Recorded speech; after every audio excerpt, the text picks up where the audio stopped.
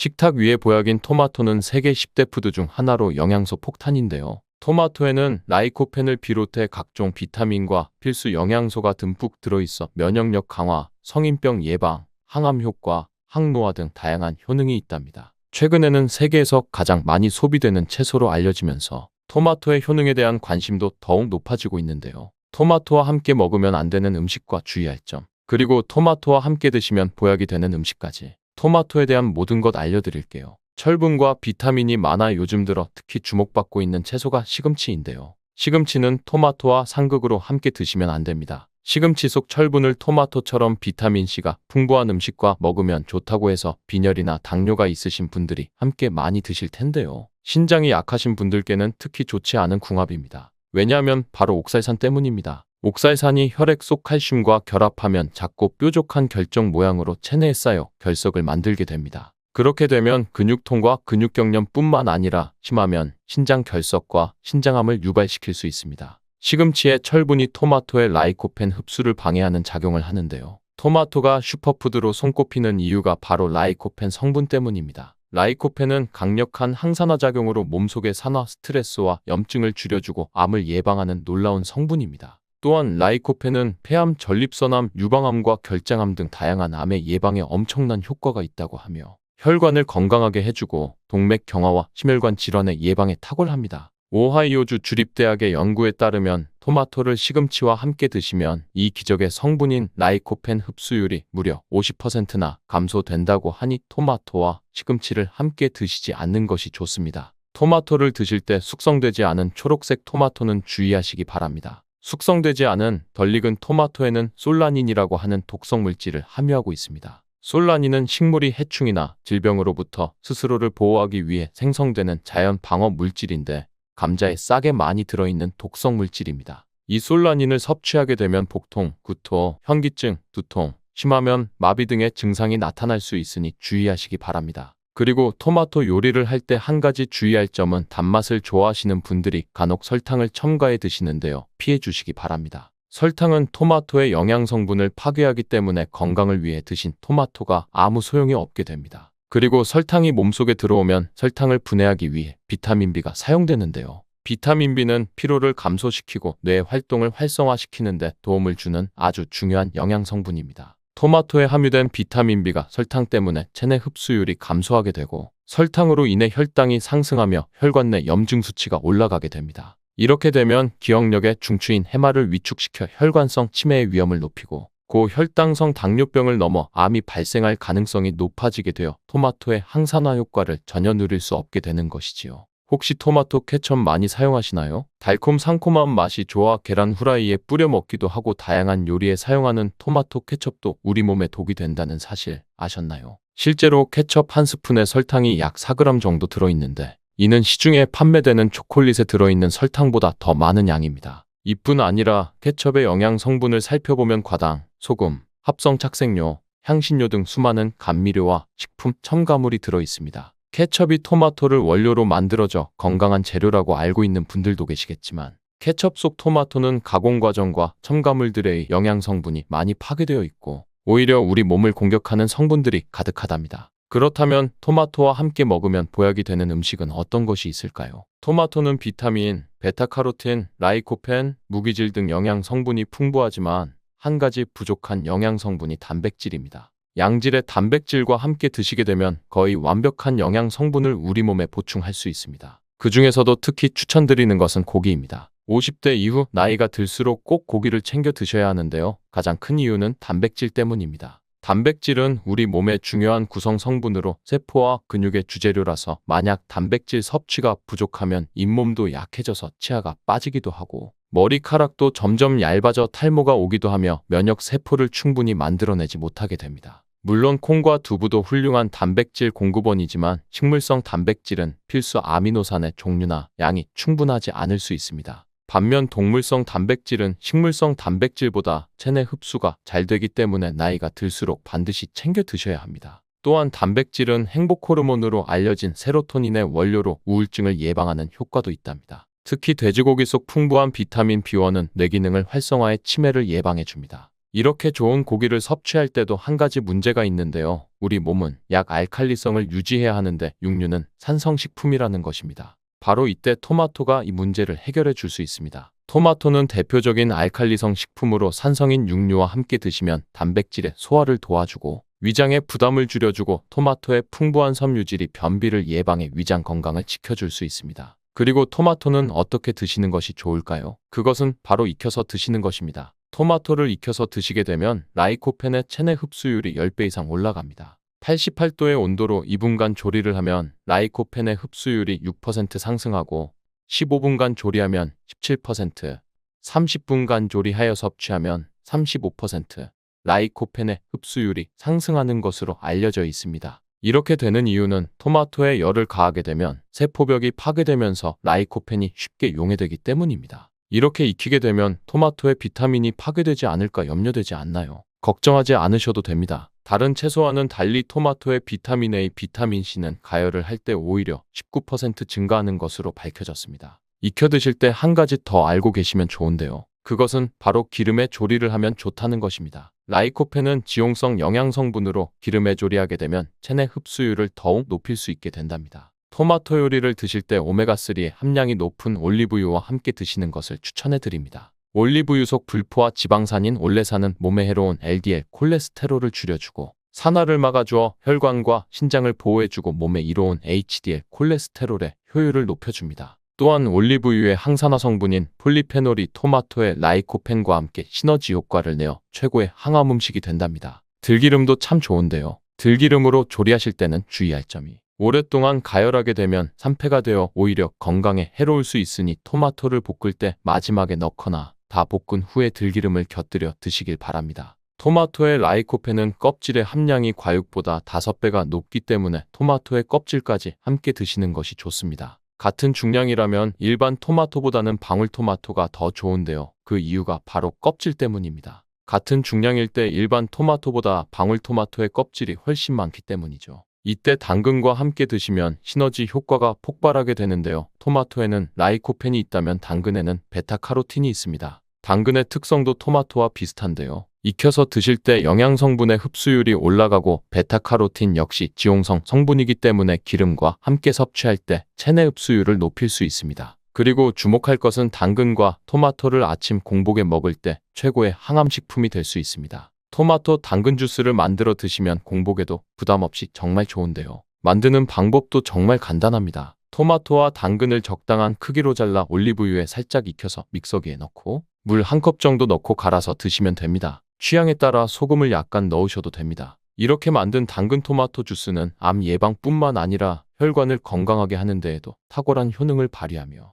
면역력 강화와 피부 미용에도 효과가 정말 좋답니다. 토마토는 소금과 잘 어울리는데요. 토마토에는 콜라겐 생성에 필수적이고 암과 싸워주는 비타민C가 매우 풍부한데 소금과 함께 드시면 비타민C와 라이코펜의 흡수율도 높아집니다. 문제는 토마토의 비타민C는 공기 중에 산소와 만나면 쉽게 산화된다는 것입니다. 이때 토마토를 자른 단면에 소금을 살짝 뿌려주시면 토마토의 얇은 막을 씌워 비타민C의 산화를 억제해 준답니다. 소금이 걱정이시겠지만 토마토에는 혈압을 낮추고 심혈관 질환의 발병률을 줄여주는 칼륨이 매우 풍부하게 들어있기 때문에 칼륨이 나트륨을 배출해 주어 오히려 세포와 에너지의 대사가 원활해지는 효과가 있습니다. 또 토마토와 함께 드시면 좋은 식품으로 계란을 빼놓을 수 없죠. 완전식품의 대표주자 계란에는 단백질이 풍부하지만 비타민C와 식이섬유가 부족한데 이를 토마토가 보충해주며 토마토의 부족한 단백질을 계란이 보충해주어 함께 섭취할 때 좋은 시너지 효과를 낼 수 있습니다.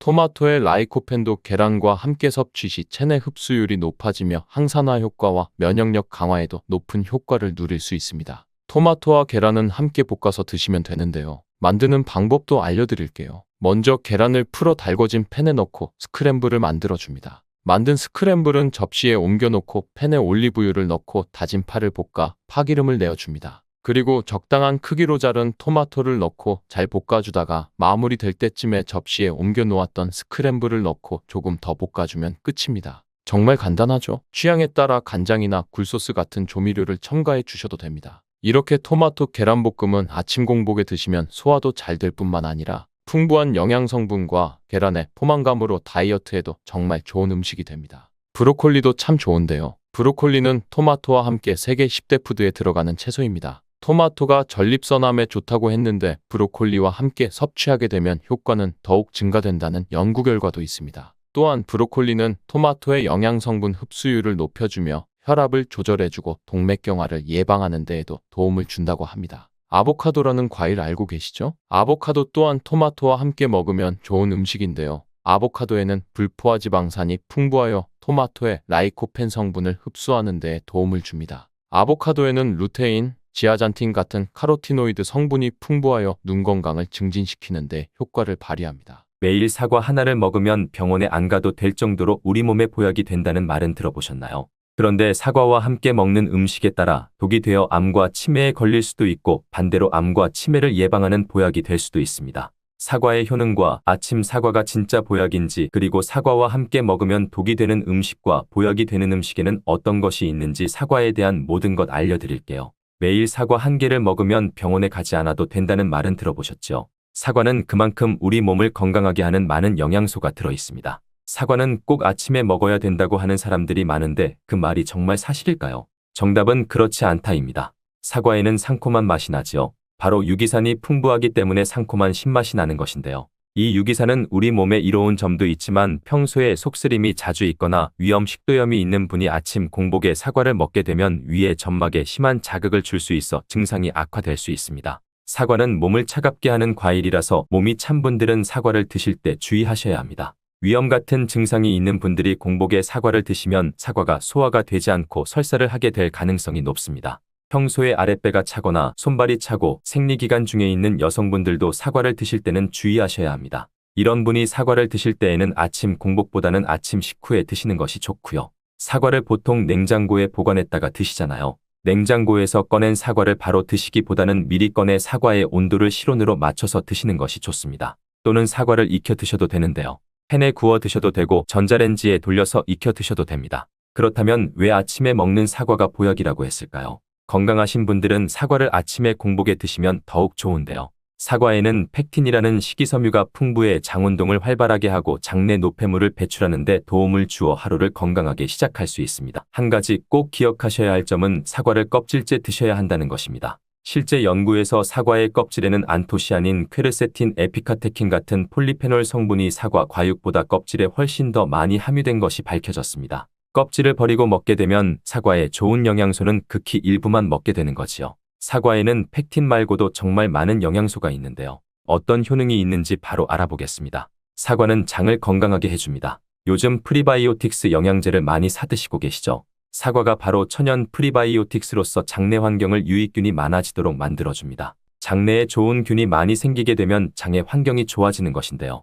그렇게 되면 단맛, 자극적인 맛이 강한 가공식품에 대한 식욕도 줄어들고 건강한 식품을 먹고 싶은 욕구가 늘어나게 됩니다. 자연스럽게 체중이 줄어들고 다이어트하는 효과까지 누릴 수 있게 됩니다. 사과를 먹게 되면 소화되는 과정에서 뷰티르산 같은 단쇄지방산이 만들어지게 되는데요. 이 지방산이 손상된 장벽을 회복시키는 역할을 해줘 장이 건강해지는 것입니다. 장벽을 회복시키는 것이 중요한 이유가 있는데요. 장벽이 손상이 되면 손상된 곳에 독소들이 침투하게 되고 이 증상을 장누수 증후군이라고 합니다. 이런 증상이 나타나면 독소들이 혈액을 타고 돌아다니게 되고 피부에 염증이 발생되고 아토피를 일으킬 수 있게 됩니다. 사과를 드시면 이런 증상을 예방해 피부도 탄력 있고 밝아지게 하는 효과도 있는 것이죠. 사과의 풍부한 펙틴이 장운동을 활발하게 한다고 했잖아요. 그렇게 되면 암을 유발할 수 있는 물질들이 장내에 오래 머물지 못하게 하고 대장암의 발병률도 줄어들게 됩니다.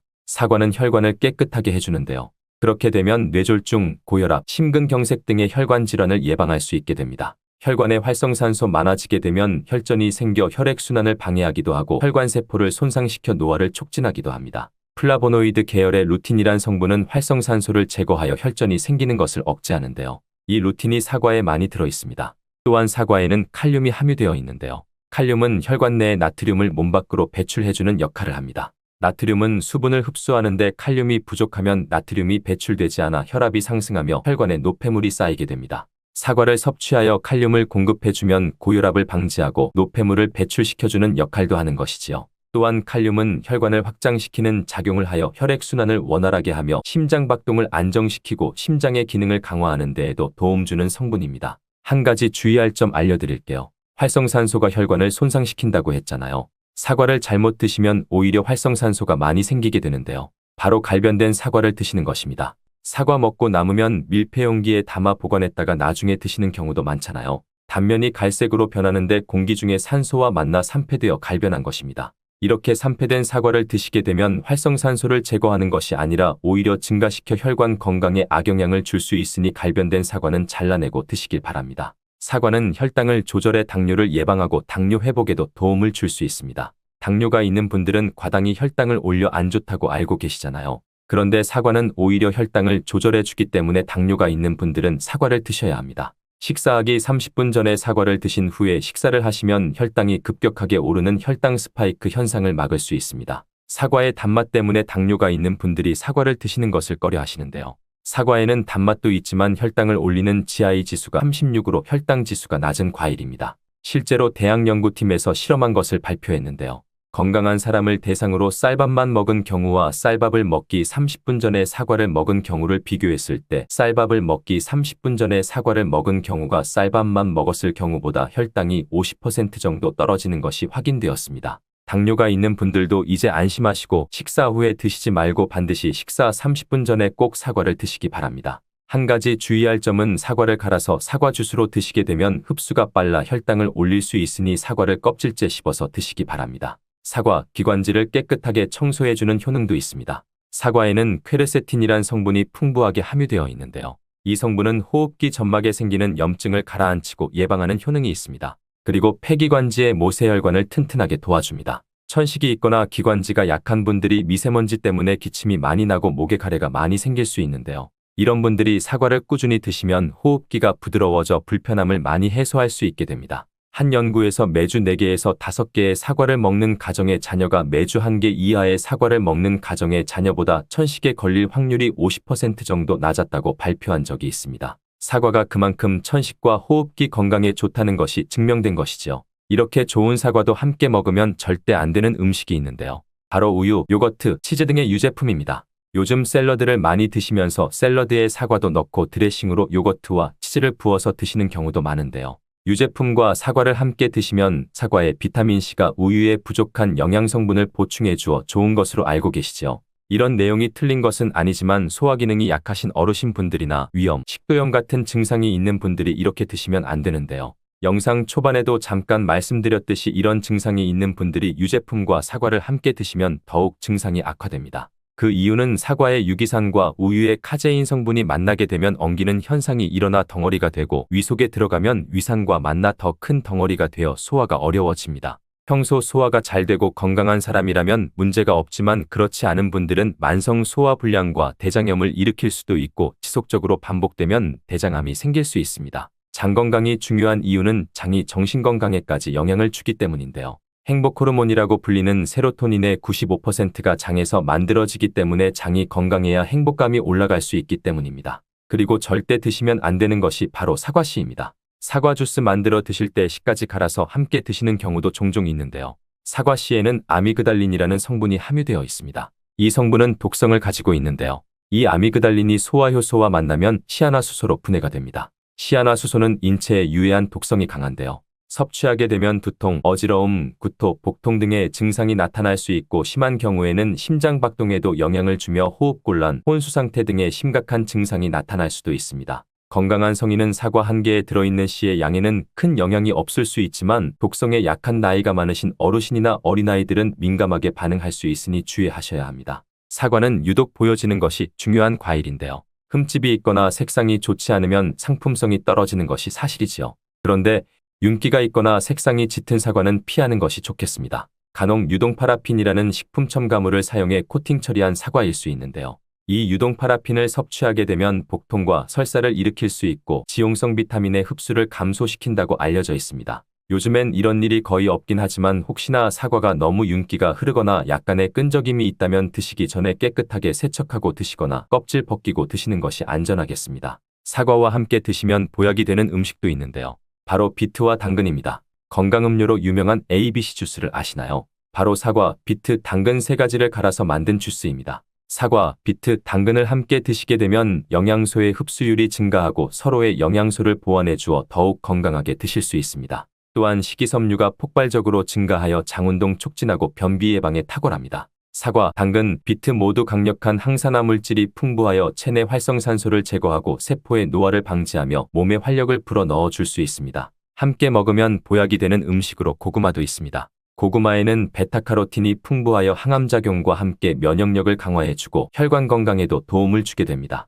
고구마를 드시면 소화가 잘 안 되는 증상이 나타날 수 있는데요. 고구마에 함유되어 있는 아마이드라는 성분이 장에서 이상 발효를 일으켜 가스가 차고 소화불량 증상이 나타나는 것입니다. 사과와 함께 드시게 되면 사과에 함유된 펙틴이 아마이드의 이상 발효를 억제하여 가스가 차는 증상이 발생하지 않도록 도와주게 됩니다. 또한 사과의 효능 중 하나인 혈관을 깨끗하게 하는 것을 고구마의 베타카로틴이 도와 효능이 극대화가 되어 건강에 정말 좋은 음식궁합이 된답니다. 검은 콩 드실 때 제발 이렇게 드세요. 그래야 내장 지방 싹 녹아내리고 치매를 예방할 수 있어요. 검은 콩이 건강에 좋다는 사실 모두 알고 있을 텐데요. 특히 내장 지방을 없애 뱃살을 빼는데 좋다고 알고 계실 거예요. 또한 검은 콩은 혈관에 쌓이는 콜레스테롤 수치도 낮춰주는 효과가 있다고 하는데요. 그래서 볶아서도 먹고 밥에 넣어서도 많이 드시지 않나요? 그런데 정작 우리의 뱃살은 빠지지 않고 콜레스테롤 수치도 낮아지지 않는데요. 그건 먹는 방법에 문제가 있기 때문이에요. 물론 검은 콩은 몸에 좋은 역할을 하는 효능이 많이 있지만 어떻게 먹느냐에 따라 오히려 몸에 독이 될 수도 있고 반대로 효능을 극대화시킬 수 있는데요.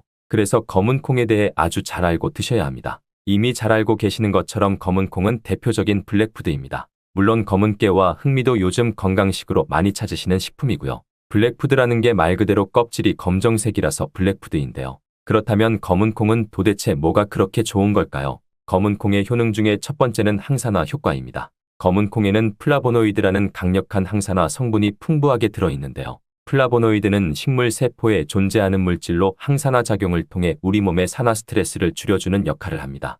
산화 스트레스라는 게 뭐냐면 우리 몸의 세포가 손상되는 원인 중 하나로 이것은 환경적인 요인, 염증, 그리고 우리 몸의 자연적인 대사 과정에서 발생하는 스트레스라고 생각하시면 됩니다. 이런 산화 스트레스로 인해서 세포 손상, 노화 및 다양한 질병의 발병을 촉진할 수 있는 거죠. 근데 검은 콩에 들어있는 항산화제인 플라보노이드는 세포의 손상을 예방하며 우리 몸의 산화 스트레스를 줄여줍니다. 이는 노화를 느리게 하고 심장질환, 암, 알츠하이머병 등과 같은 여러 가지 질병의 위험을 줄이는 데 도움이 되는데요. 그렇기 때문에 검은 콩은 플라보노이드 함량으로 인해 우수한 항산화 식품으로 간주됩니다. 검은 콩의 효능 두 번째는 혈당 조절에 좋습니다. 혈당이란 우리 몸에서 음식을 소화하면서 만들어지는 당을 말하는 건데요. 이 당이 우리 몸의 에너지를 만드는 데 꼭 필요하죠. 그런데 당이 너무 많아지면 몸에 나쁜 영향을 줄 수 있어요. 그래서 우리 몸은 당을 잘 조절해야 합니다. 그렇다면 검은 콩이 어떻게 혈당을 조절하는 걸까요? 바로 검은 콩 안에는 단백질과 식이섬유가 많이 들어있는데 단백질은 우리 몸을 튼튼하게 만드는 데 도움을 주고 식이섬유는 포만감을 느껴지게 해서 먹는 양을 줄일 수 있게 도와줍니다. 여기서 식이섬유의 역할이 중요한데요. 식이섬유는 당이 너무 빨리 몸에 흡수되는 것을 막아줍니다. 이렇게 되면 당이 천천히 몸에 흡수되어 혈당이 급격하게 오르는 것을 막아주게 되는 거죠. 검은 콩의 효능 세 번째는 콜레스테롤 수치 조절입니다. 검은 콩은 콜레스테롤 수치를 낮추는 데 도움이 되는데요. 콜레스테롤은 우리 몸이 필요로 하는 지방 중 하나이지만 이게 너무 많으면 혈관을 막아 심근경색이나 뇌혈관 질환을 일으키는 원인이 되는 거죠. 근데 검은 콩에 들어있는 식이섬유는 우리 몸에서 콜레스테롤을 흡수하는 것을 줄여주는 역할을 합니다. 그 중에서 특히 검은 콩에 들어있는 용해성 식이섬유는 콜레스테롤과 결합하여 그것을 체외로 배출하는 데 도움을 주는데요. 그것 말고도 검은 콩에는 불포화 지방산이라는 건강한 지방도 풍부하게 들어 있습니다. 이 불포화 지방산은 나쁜 콜레스테롤인 LDL 콜레스테롤을 줄이고 좋은 콜레스테롤인 HDL 콜레스테롤을 늘려주는 역할을 합니다. 이렇게 해서 심장 건강을 유지하는 데 도움을 주게 되는 거예요. 검은 콩의 효능 네 번째는 눈 건강에 좋습니다. 검은 콩에는 눈 건강에 도움이 되는 여러 가지 영양소가 들어있는데요. 그 중에서도 루테인과 제아잔틴은 눈 건강에 특히 중요한 역할을 합니다. 루테인과 제아잔틴은 우리 눈의 황반 부분에 많이 있는 영양소인데 이 황반은 우리가 선명하게 볼 수 있게 해주는 중요한 부분입니다. 루테인과 제아잔틴은 이 황반을 보호해주고 눈을 밝은 빛으로부터 보호하는 역할을 하게 되는 거죠. 특히 루테인과 제아잔틴은 황반변성이라는 눈 질환을 예방하는 데 도움을 주는데요. 황반변성은 우리가 나이를 먹으면서 발생할 수 있는 눈의 질환으로 시력을 잃게 만드는 주요 원인 중 하나입니다. 검은 콩의 효능 다섯 번째는 뼈를 튼튼하게 해줍니다. 검은 콩은 뼈 건강에 도움이 되는 여러 가지 영양소를 함유하고 있는데요. 그 중에서도 칼슘과 마그네슘이 뼈 건강에 특히 중요한 역할을 합니다.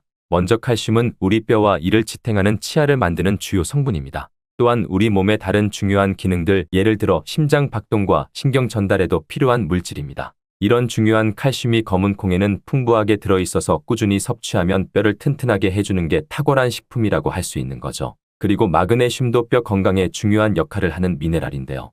마그네슘은 칼슘이 우리 뼈에 제대로 흡수되는 것을 도와줍니다. 또한 마그네슘은 뼈의 구조를 유지하는 데 필요하며 뼈를 강하게 만드는 데 도움을 줍니다. 검은 콩의 효능 6번째는 피부 노화를 막아주는 효능이 있습니다. 검은 콩에 들어있는 비타민 E, 아미노산, 그리고 항산화 성분이 피부 건강에 특히 중요한 역할을 합니다. 먼저 비타민 E는 피부를 보호하는 데 중요한 역할을 합니다. 비타민 E가 피부의 수분을 유지하는 데 도움을 주는데요. 추가로 비타민 E는 피부의 재생을 지원하고 피부 표면의 건강을 유지하는 데 필요한 지방산을 보호하는 역할까지 합니다. 이것뿐만이 아니라 검은 콩에 들어있는 아미노산은 우리 몸의 단백질을 만드는 데 필요한 성분인데요. 이게 왜 피부에 좋냐면 우리의 피부의 결막은 대부분 콜라겐이라는 단백질로 이루어져 있는데 바로 이 콜라겐은 피부의 탄력을 유지해 주는데 좋아서 항상 탱탱한 피부로 보이게 되는 거죠. 또한 검은 콩에는 아미노산이 풍부하게 들어있는데요. 아미노산도 콜라겐 생성에 도움을 줍니다. 검은 콩의 효능 7번째는 치매를 예방하는 효능이 있습니다. 검은 콩에는 오메가3 지방산이라는 불포화 지방산이 들어있는데요. 이 오메가3 지방산은 우리 몸이 스스로 생성하지 못하기 때문에 식품을 통해 섭취해야 하는 필수 지방산입니다. 근데 오메가3 지방산이 뇌 건강에 매우 중요한 영향이 있다는 게 중요한 포인트인데요. 뇌는 약 60%가 지방으로 이루어져 있으며 그중 대부분이 오메가3 지방산인 DHA로 구성되어 있습니다. 바로 이 오메가3가 뇌세포의 막을 구성하며 신경전달 물질의 생성과 기능에 관여하여 학습 능력과 기억력을 향상시키는 데 도움을 줍니다. 또한 오메가3 지방산은 뇌의 염증을 줄이고 뇌세포를 보호하는 역할도 하는데요. 이것은 뇌의 노화를 지연시키고 뇌질환을 예방하는 데 도움을 주게 되는 거죠. 결국 오메가3 지방산은 치매 같은 뇌질환의 위험을 감소시키는 데 효과적이라고 할 수 있습니다. 검은 콩의 효능 8번째는 탈모 예방에 탁월합니다. 검은 콩에는 모발에 영양분을 주는 비타민 B가 풍부하고 모발의 성장에 필수 성분인 시스테인이 가득한데요. 이 성분들이 혈액순환에도 도움을 줘서 탈모도 예방이 되고 새치가 생기는 것도 막아주는 모발 건강에 정말 좋은 성분이라고 할 수 있습니다. 정말 검은 콩의 효능 어마어마하지 않나요? 그러니까 나이가 들수록 꼭 드셔야 하는 음식이라고 생각하시고 드셔야겠죠. 근데 이런 어마어마하게 몸에 좋은 검은 콩도 드실 때 주의해야 할 점이 있는데요. 아무리 좋다고 해도 과다 섭취는 안 되는 거 아시죠? 검은 콩에는 피틴산이라는 성분이 들어있는데 이는 식물이 성장하는 과정에서 필요한 미네랄을 저장하는 역할을 합니다.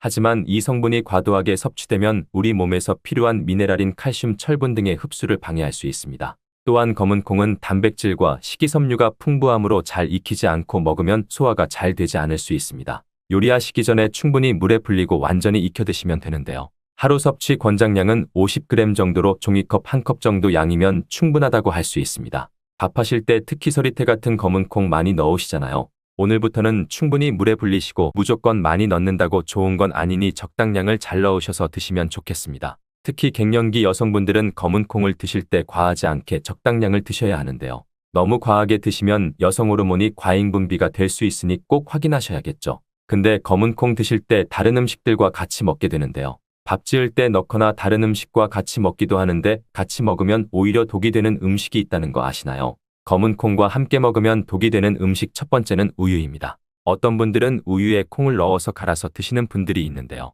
이게 오히려 몸에 안 좋은 영향을 미칠 수가 있는 거죠. 왜냐면 검은 콩과 우유를 동시에 섭취하면 피틴산과 칼슘 사이에 상호작용이 발생할 수 있는데요. 검은 콩에는 피틴산이라는 성분이 들어있는데 피틴산은 식물이 생장하는 과정에서 필요한 미네랄을 저장하는 역할을 합니다. 이 성분은 우리 몸에서 필요한 미네랄인 칼슘, 철분 등의 흡수를 방해할 수 있습니다. 반대로 우유는 칼슘의 주요한 공급원이고 우리 몸에서는 칼슘이 뼈와 이를 구성하며 신경 및 근육 기능, 혈액 응고 등에 꼭 필요한 성분이죠. 근데 피틴산이 풍부한 검은 콩과 칼슘이 풍부한 우유를 같이 먹으면 피틴산이 칼슘의 흡수를 방해하여 우유의 영양소가 제대로 흡수되지 않을 수 있습니다. 이로 인해 칼슘 부족 상태가 발생할 수 있으니 따로 먹는 걸 추천드리는 거예요. 검은 콩과 함께 먹으면 독이 되는 음식 두 번째는 토마토입니다. 왜냐면 토마토가 콩의 단백질 흡수를 방해하고 소화를 어렵게 만들 수 있는 산성이기 때문인데요. 토마토의 산성 성분이 단백질의 흡수를 방해하면 콩에 충분히 있는 단백질이 몸에 흡수가 안 되어 콩의 영양 가치가 아무런 의미가 없게 되는 상황이 올 수 있는 것입니다.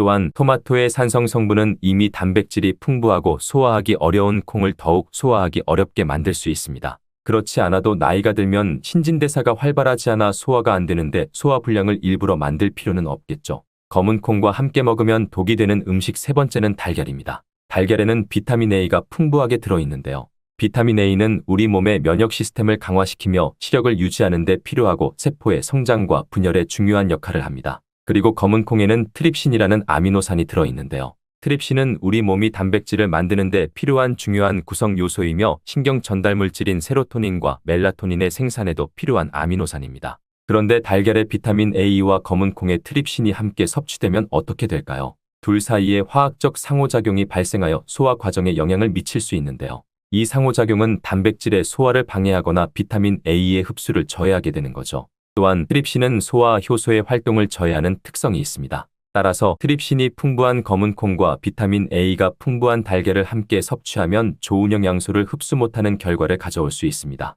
앞으로는 무심코 검은 콩과 같이 먹을 때 독이 되는 음식은 같이 안 드셨으면 좋겠습니다. 그렇다면 같이 먹을 때 궁합이 정말 잘 맞는 음식도 있지 않을까요? 정말 찰떡궁합인 음식들도 있습니다. 검은 콩과 궁합이 정말 잘 맞는 음식 첫 번째는 흰쌀밥입니다. 이미 다들 밥에 검은 콩 넣어서 드시잖아요. 밥하고 검은 콩은 그만큼 궁합이 잘 맞는다고 알고 계신 거죠. 검은 콩에 들어있는 식이섬유는 소화 과정에서 천천히 분해되고 흡수되어 장기간 동안 포만감을 유지시키는 데 도움이 되는데요. 밥과 함께 섭취하면 이런 효과가 더욱 증가를 하게 돼서 다이어트에도 효과적이라고 할 수 있습니다. 또한 검은 콩에는 저항성 전분이라는 성분이 들어있는데 이 성분은 혈당 수치의 급격한 상승을 막아주는데요.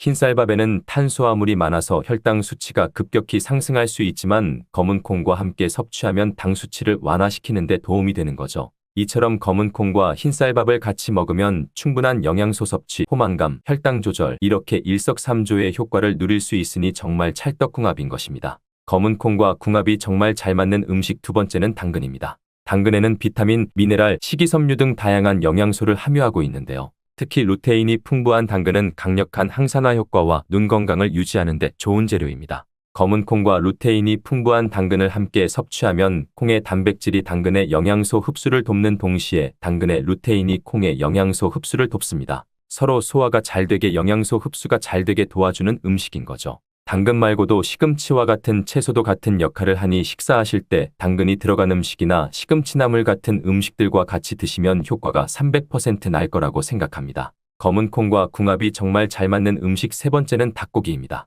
검은 콩은 식물성 단백질의 좋은 원천이라고 잘 알고 있을 거예요. 근데 식물성 단백질은 동물성 단백질에 비해 필수 아미노산의 비율이 적은데요. 필수 아미노산은 우리 몸이 스스로 생산할 수 없는 아미노산으로 반드시 음식을 통해 섭취해야 하는 성분입니다. 닭고기는 동물성 단백질의 좋은 원천이며 모든 필수 아미노산을 골고루 함유하고 있습니다. 따라서 검은 콩과 닭고기를 함께 섭취하면 두 가지 종류의 단백질이 서로를 보완하게 되는데요. 이렇게 함께 섭취하면 검은 콩에서는 얻을 수 없는 필수 아미노산을 닭고기에서 보충할 수 있습니다. 반대로 동물성 단백질만을 섭취할 때보다 식물성 단백질의 섭취 비율을 늘려주는 것은 심혈관 건강에도 정말 좋은 효과를 볼 수 있습니다.